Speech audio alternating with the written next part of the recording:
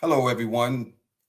This is Both Sides of the Bars. My name is Ronald Day, and I'm excited to host the show today. I'm a senior vice president at the Fortune Society. And today we have a really dynamic guest who's going to be joining. His name is Ben Austen. But the title of the show today is Correction. It's time to rethink parole in the age of mass incarceration. And there's a synopsis that I'll share with you. So the United States alone imprisons a quarter of the world's incarcerated population. And yet, apart from clichés, paying a debt to society, you do the crime, you do the time. There is little sense collectively in America regarding what constitutes retribution or atonement. We don't actually know why we punish. In his investigation into the crisis of the American criminal justice system, author Ben Austen's powerful new book, Correction, Parole, Prison, and the Possibility of Change, offers a behind the scenes look at the process of parole told through the portraits of two men in prison for murder and the parole board that holds their freedom in their hands or in the balance. In this episode of Both Sides of the Bars, Austin discusses some of the most profound questions underlying our country's values around crime and punishment. What must someone who commits a terrible act do to get a second chance? And what does incarceration seek to accomplish? Our guest, Ben Austen, is a journalist from Chicago and the author of, again, the book Correction, Prison, Parole, and the Possibility of Change, and High Rises, Cabrini Green, and the Fate of American Public Housing. His writing has appeared in the New York Times Magazine, GQ, and many other publications. Ben, it's a pleasure to have you on both sides of the bars. Ronald, it's great to be here. Thanks so much. And thanks for that great introduction. No, it's a pleasure. So we know, Ben, that there are about 4 million or so people that are on community supervision, right? Many of them on probation, but close to 1 million are on parole, right? And Yeah. your book talks about this issue. You're based in Chicago. You've done some research with some individuals who've gone before the parole board, and you know about the process and how challenging it can be for individuals, no matter how much time. It's a really like daunting experience for some individuals. I know because I had to go before the parole board myself. So tell us at a high level, what was it like for these individuals to experience the parole board and going through that after serving, as what I got in the book, a fairly significant amount of Yeah. time? Yeah. 50 years, half a century. Wow. There's something so basic about parole that makes sense. And I think it's good to keep that in mind that Yeah. as difficult as as the system might be, parole is this idea that people change, that people evolve and people grow up as they're incarcerated. And the basic idea is that a judge at sentencing can't really know when somebody changes. So who could check in regularly with people in prison and see how they're doing and see when they're ready to go back to society? And so parole boards were created over 100 years in this country for that purpose. And as you're alluding to, it didn't really work out in an effective way. Um, Parole decisions can be really subjective, or sort of human error. They can be biased and racist. They can be, not very transparent. There aren't a lot of uh, you know, ways that to make sure that they're all being done in the same way. Yeah. So the two guys I wrote about, one of them is Johnny Veal, the other one is Michael Henderson. They had been coming up to a parole board in Illinois since the 1970s and denied every time. Johnny Veal, in fact, had never gotten a single vote for parole, not one. And in part because he had a case that involved the murder of a police officer, and two, because he was saying he was innocent. And parole boards are usually in the business of trying to hear about remorse and rehabilitation, but they don't really Mhm. want to hear about innocence, because that is more than even trying to assess the individual. That's like they have to assess the entire criminal justice system, right? They have to think about how police officers and prosecutors and judges and even previous parole boards had all gotten it wrong. Yeah, they want you to be accountable, but it's hard to be accountable for something if you're professing your innocence all the Yeah. way through your convictions to the parole boards. Yeah, that's Yeah. exactly right. Yeah, it's like there's like an innocent prisoner's dilemma is what you get. It makes it much harder to come through. And parole is this sort of like backwater of the criminal justice system. Nobody really thinks about it that much, or nobody. I started going to these hearings in Illinois, and there were no other journalists there. There was nobody there. But I started going, and I just it was powerful. It was powerful because there is a kind of miracle that could happen, that somebody who has been incarcerated and in prison in a certain state for 30 years, 20 years, 10 years, 50 years could have a possibility to get out.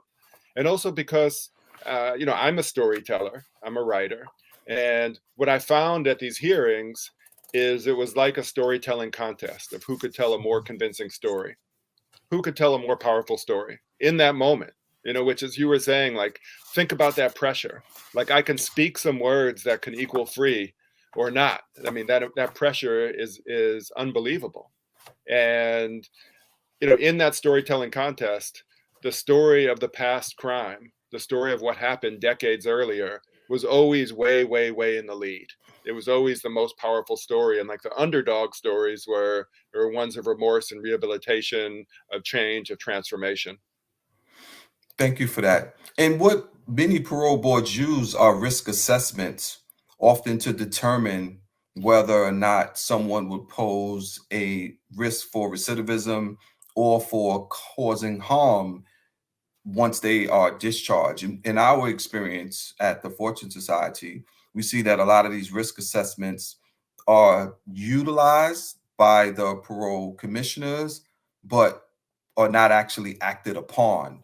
So a person could be very low risk for recidivating and or for committing another crime or posing a public safety issue, but those assessments seem to be ignored. What was your experience in your research Yeah, with that's a respect to great that point, particular Ronald. issue? Yeah, that's a great point, because one of the things that we know for sure about crime in the country, in the world, in the history of our people is that people change as they grow up, that people age out of crime. And especially extremely violent crimes are usually crimes of passion and youth. And that as people get older, it's much less likely that they'll reoffend. And so these risk assessment tools measure that accurately, that people as they age are very unlikely to commit another crime. And if we acted on those tools, pretty much after 10, 20 years, we would be capping prison sentences at 20 years, the way that you just said, because the risk assessment tools for most people would measure that as they reach into their 40s and their 30s, they're very unlikely to reoffend. And so if we use those alone, we would be releasing far more people. And I think you're right that essentially the human beings who are looking at these algorithms then override them and say, well, I'm still worried about this. It just hasn't been enough time. And that's really the kind of decisions people make. I remember one parole board member told me that her first hearing she went to, another board member was looking at somebody who had been in for 35 years, and just an incredible record inside, tons of support on the outside, all likelihood to succeed. And the board member said, you know what? I'm just not feeling it. Mm. I'm just not feeling it. Wow. And the other board member said, come on, like, what do you mean? And started pressing her. And that man went free. But it's like, that's how arbitrary it could be. Two Yeah. people just in the mood in that moment. Because as you said, like as far as assessment, that person was a no doubter, should be Yeah. out. Yeah. I mean, here they base the decisions mostly on what they call the nature of the crime. And the one thing we know is that the nature of the crime can never change. But people who are inside, they're doing many of the things for themselves while they're incarcerated to change, to show that they are different than the individuals who committed the crime. And for those who are innocent, I mean, it's a whole nother ball game to try to hold to that and And Ronald, if I could to just talk say, to parole. Yeah. yeah, what you just said about the nature of the crime, or Yeah. or that the offense, every parole Mhm. board across America uses some variation of that language. Yeah. That to release this person at this moment would uh, would be a detriment to the crime, would Yeah. be wouldn't be equal commensurate to the offense. And as you Yeah. said, it's a total paradox. It's a Yeah. loophole because crimes don't change. Yeah. Exactly. They don't. There's something that's a fact. And so the thing Yeah. that changes is a person and all that time. So Yeah. you're really just making an argument for um, for doing nothing. Yeah. For perpetual punishment. Here they say your release is incompatible with the welfare of society. Yeah. But like you said, the language is used anywhere. So now, okay, so the parole board process, people go, and some of them ultimately get out. And the what we see, not just I'm in New York, but we see it all over the country, is that once people are released to parole supervision, right now the most recent statistic that I've seen is that about 42% of individuals end up returning to custody, and they return to custody for technical parole violations, right? So a much higher percent are back for like criminal offenses, right? But what did you learn in your research about the thousands and thousands of people who are released to society on parole, but then they end up going back for these technical parole violations, which are non-criminal offenses? Yeah, yeah. I mean, we have a mass supervision system that now feeds mass incarceration. It's like this perpetual motion of punishment machine. And as you said, 1 in 4 people, 25% of people entering prison, all state prisons in the country, are there not for committing another crime, but for violating the technical conditions of their parole. And if we cared about crime, if we cared about public safety, we wouldn't be sending 25% of the population, the prison population, back. Like that, though they're not committing crimes, they're just not able to follow what are literally thousands and thousands of rules that people who are released must follow. Yeah, so that's true in Illinois. That's true everywhere. There's a funny thing that people actually released by a parole board Mhm. uh, do better statistically than people who are released without any sort of the kind of Supervision. vetting or sort of some kind of help, Hmm. because people released even without a parole board around supervision with the same kind of onerous uh, rules that they must follow.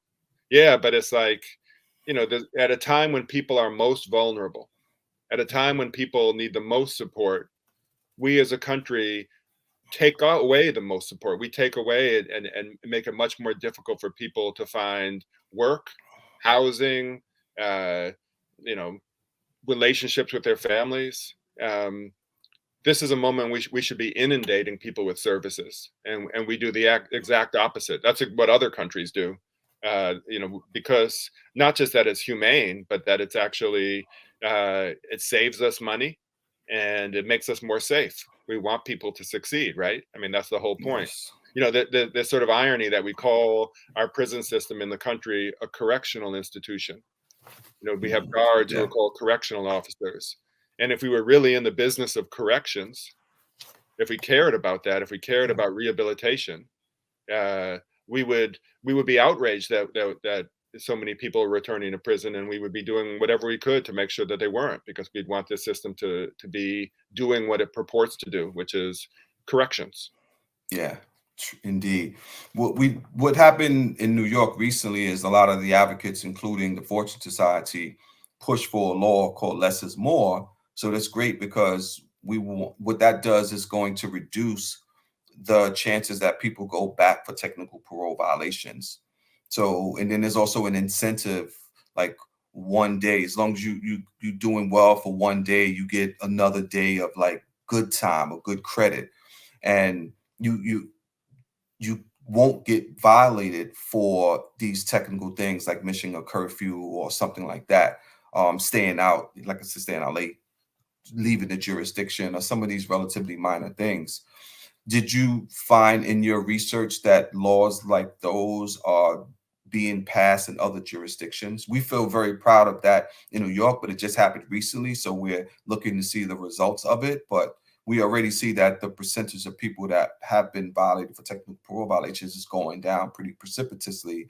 but we still have to see how this works in the long run. It's a great law, Ronald. It really is. I mean, it's just a smart law that you take away some of these restrictions and you give people, smart incentives to do better. And, lo and behold, they do. And we want people to succeed. So, your question of like what's going on in the rest of the country is complicated. So, we peaked out in terms of our prison population in 2009. We had 1.6 million people in prison in the United States, which is bananas because, at the start of mass incarceration 50 years ago, we had 200,000, the entire prison system. So we were up to 1.6 million. And we're now down to about 1.2 million in prisons. So in the last, 15 years or so, we've been sort of moving in the right direction. And there have been more laws passed across the country that are the kind that you're talking about, which are, decarcerating rather than incarcerating and looking for, small ways. And usually our laws that we passed in the last 15 years that are our sort of sense of mercy ends with the nonviolent offender, the nonviolent drug offender. And we have much more difficulty of thinking about how to deal with people with violent crime, mostly because of fear, not because those people are necessarily more dangerous after serving 10 or 20 years, or thinking about like, well, what is a prison sentence supposed to do?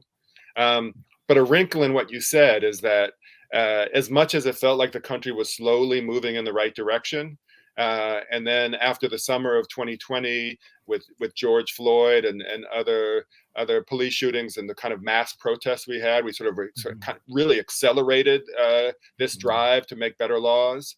But that kind of came to a screeching halt by the midterms in 2020. And I'm sorry, in 2022.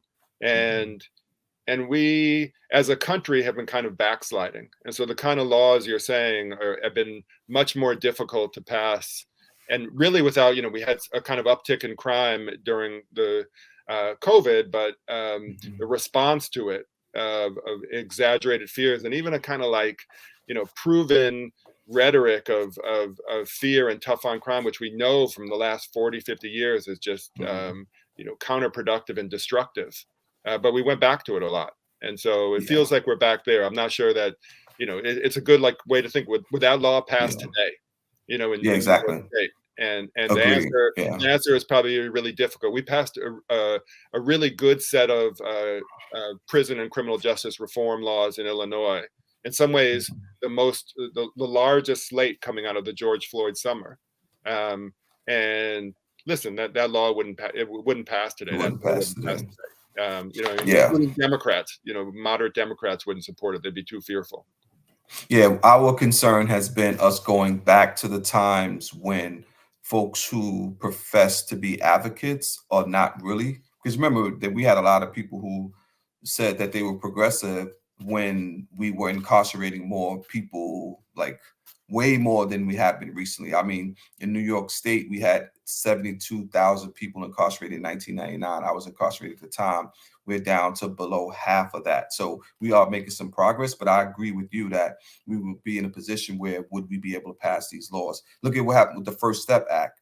That was something that is allowing people who are in federal custody to be discharged. And now there are people that are calling for repeal of the First Step Act. So agree with you 100%. And the First Step Act, that's passed during the Trump administration, bipartisan support. Exactly. And the rhetoric that people were using, conservative Republicans of saying, we know this doesn't work. We need to invest in rehabilitation. This is too expensive. There's no way that you have Republicans speaking that way. And they should be speaking that way. Yes. It's so logical. It was mind-boggling. It was mind-boggling. It seems like every time an election comes around, that crime is always a centerpiece. Even when we look at certain jurisdictions where crime has been going down pretty steadily, and then you always have uptick of this or that. But what about the idea of look-back periods? Because you have a situation where we live in a country where you can get 50 years, you can get 100 years, and there's very little chance that you'll have a chance that we will, society, courts, etc., to look back and say, this person got this sentence, and was this, too stiff a sentence at the time?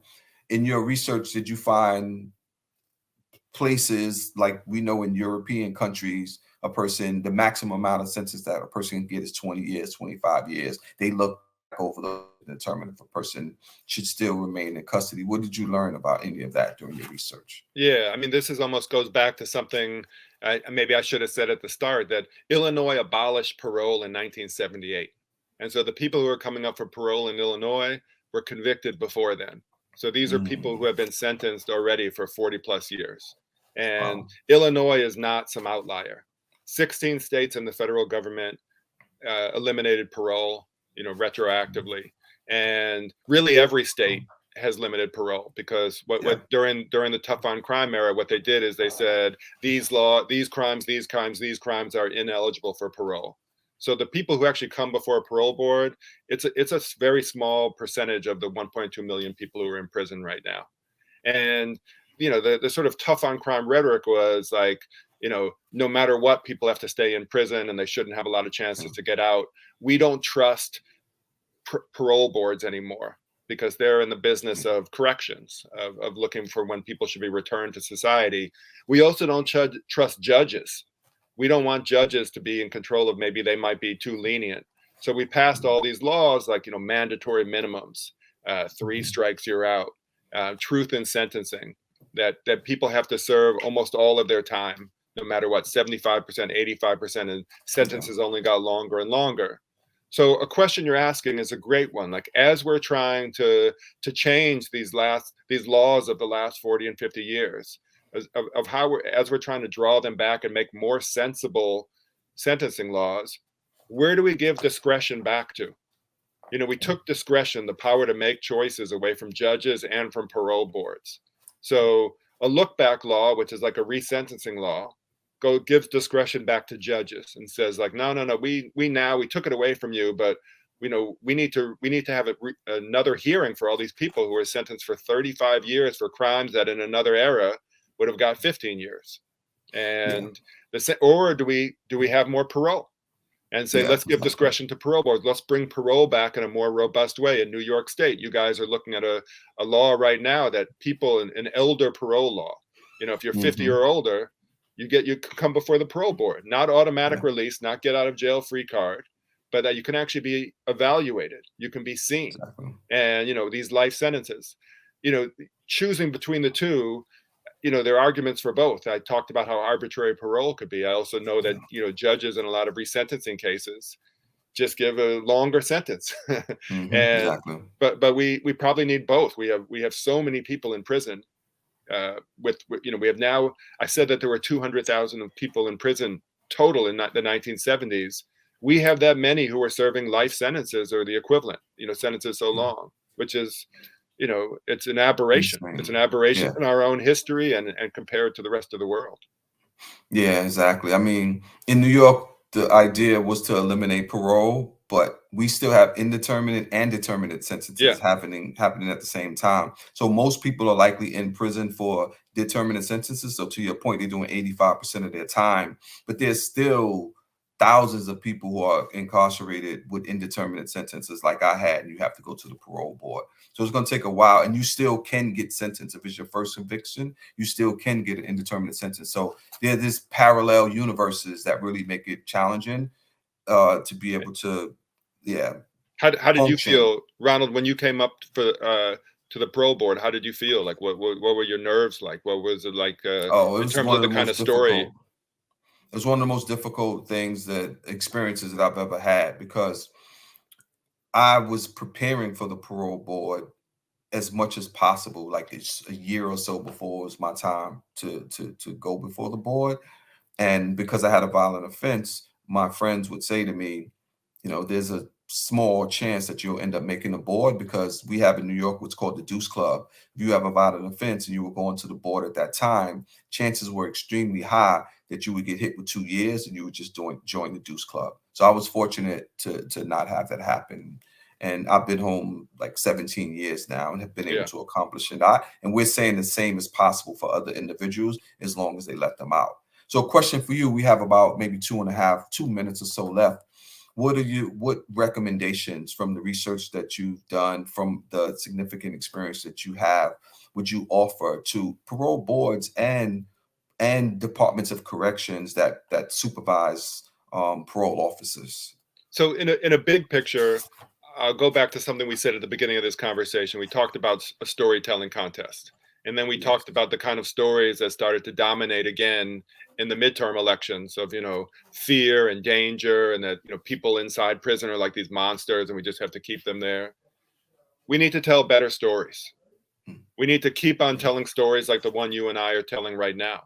We have to compete with this sort of abstract notion of danger and, use statistics, use facts, but also use real life, like what you just said, your own story. Here you are contributing to the world. Would we as a society want to be paying money to keep you in a cage right now?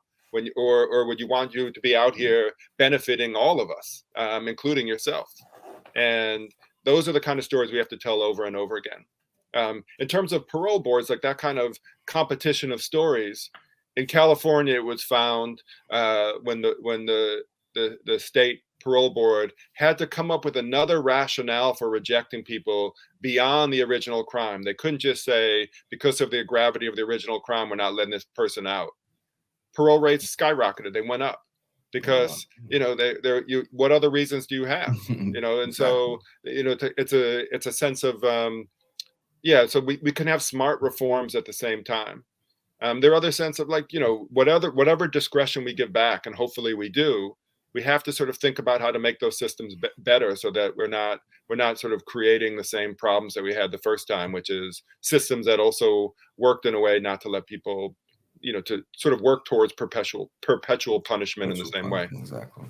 Thank you, Ben. This was a wonderful conversation. I would just echo the sentiment that we need to tell better stories. We need to tell stories of people who've been able to navigate the system and be successful in spite of all the obstacles that they face. So congratulations to you on the book. Yeah. Thank you for highlighting these stories. They're really important, and appreciate you. I appreciate you. Thank you so much for having me on. Yeah, take care.